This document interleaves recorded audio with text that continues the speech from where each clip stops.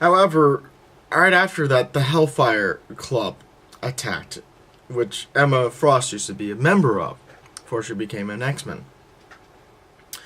And, Cassandra Nova, once again, she stripped Beast, actually, of all of his intelligence, and only left his animal instincts. And Beast started hunting down Wolverine, whose mind was also altered, making him think he was the sickly, weak, scared little boy that he was when he was a child. And Beast chomped down on his leg a lot. He ate his leg. Any case, when that was all over, Beast and the rest of the X-Men team had a horrible shock. I'm sorry, this was in between the two stories I just talked about. I completely forgot this. They were dealing with it turns out that the Danger Room was a living sentient being, and the years that they were training with the Danger Room, they're actually harming it and causing it lots of psychological and physical pain. And Beast, after fighting with it and fighting with it on Genosha, they finally discovered. Well, Beast finally put together that Charles Xavier knew this the entire time and never told the X-Men.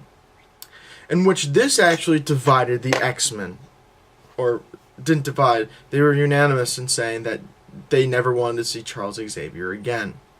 And when Charles Xavier tried to explain himself, Beast said, "No, there is no excuse for what you did. None. You did the exact same thing that Magneto did to humans, what the humans were trying to do with the Mutant Registration Act. There's nothing you can say to us that will make us see that this was alright." And they effectively kicked Charles Xavier out of the X-Men.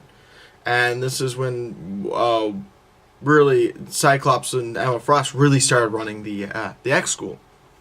In any case, then they also, after the whole fiasco with the Hellfire Club, they Beast was brought back to normal by Blindfold, who used this little device to bring him back.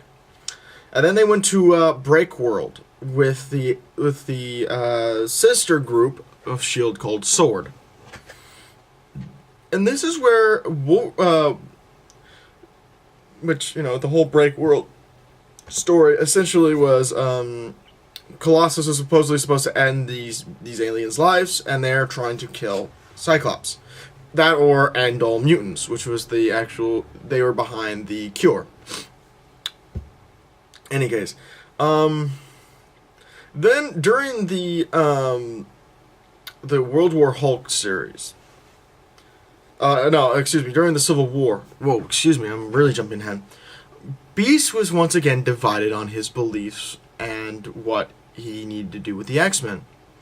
The X-Men were saying that we were staying neutral. However, Beast did not believe in the Registration Act whatsoever. He saw the Superhuman Registration Act the same as the Mutant Registration Act.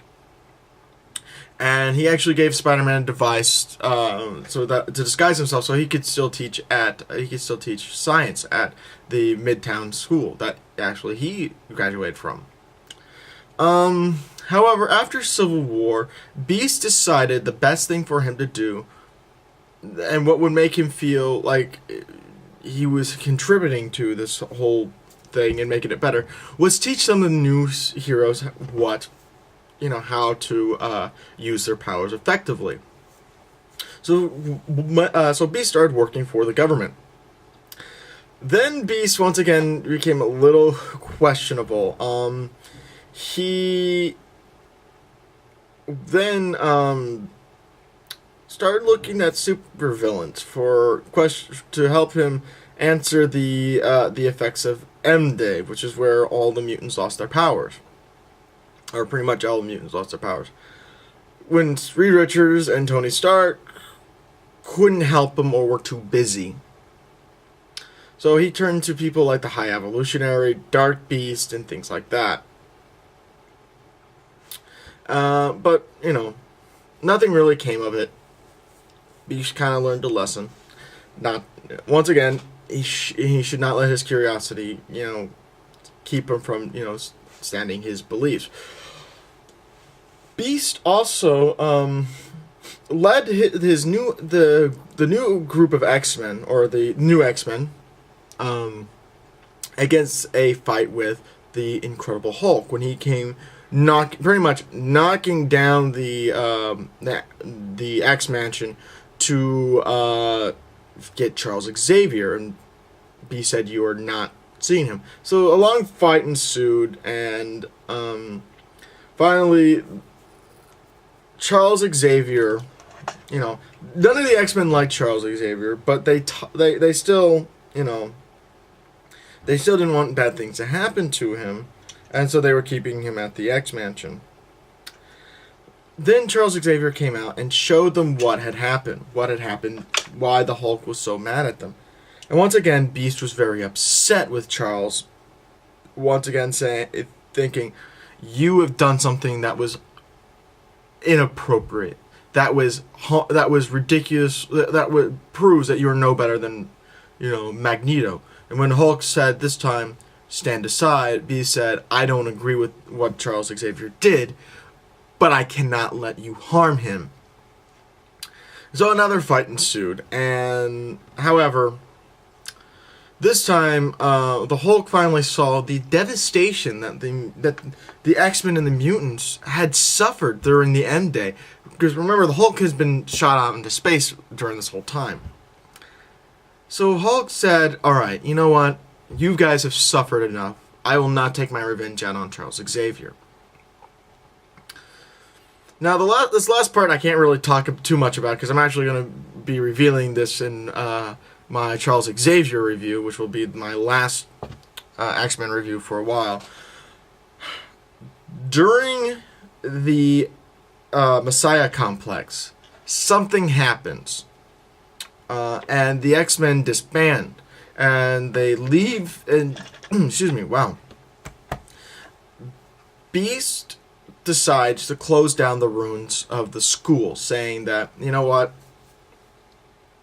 we can't go to school here, because during M Day, so many of their students were killed. Some of them were blown up in a bus, killed by you know, radical terrorist groups, things like that. And then finally the school was blown up yet again, and more people died. So they decided to rebuild the X-Men Institution over in California, San Francisco. And Beast, once again, was there with Emma Frost and Cyclops, whatnot. However, and also Armor. However, Beast, after his encounter with Agent Brand on Breakworld, has developed a somewhat interesting relationship with her. He goes to see her every weekend, you know, so that he can, quote unquote, keep her in line, and so that she could tamper with him extensively, which makes me think that there's a relationship going on. Any case, that is the end of the Beast. That's where we are with him thus far. Once again, my favorite character from the X-Men comic books. He's awesome, he's cool, he's the kind of guy that everyone likes and wants to know.